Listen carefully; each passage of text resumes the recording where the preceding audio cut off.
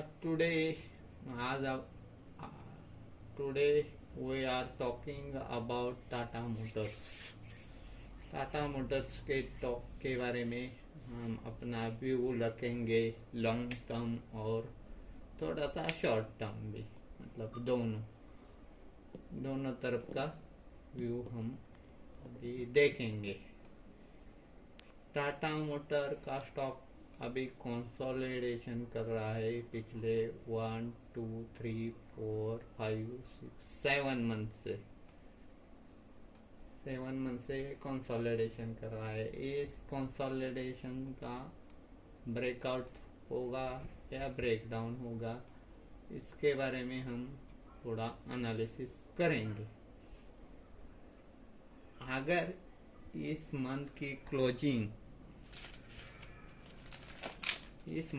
Closing अगर 327 रुपए के ऊपर आती है तो टाटा मोटर का स्टॉक आराम से 354 तक जाएगा, 354 तक आराम से जाएगा, उसमें कोई डाउट नहीं है। सपोज दैट वीकली क्लोजिंग हमेशा 318 के ऊपर आती है तो भी ए स्टॉक 333 तक आराम से ट्रैवल कर सकता है। फर्स्ट टारगेट रहेगा 318 के ऊपर, हमारा 333 रहेगा। अगर 333 के ऊपर वीकली क्लोजिंग आती है, 334 पकड़ लीजिए, उसके ऊपर आती है तो एक करीब 361 तक जाएगा।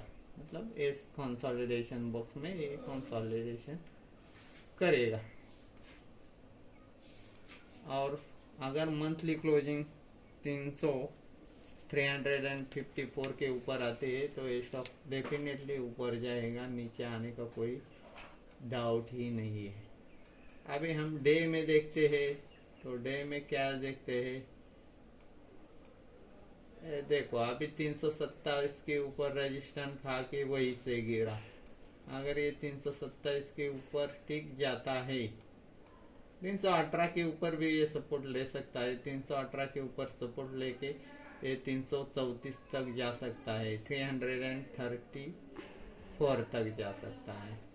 अगर वहाँ रुकता है, एक दिन की क्लोजिंग उसके ऊपर दे देता है तो भी ये स्टॉक करीब 361 तक भी ट्रैवल कर सकता है। मतलब उसको एक 354 का भी रेजिस्टेंस फेस करना पड़ेगा।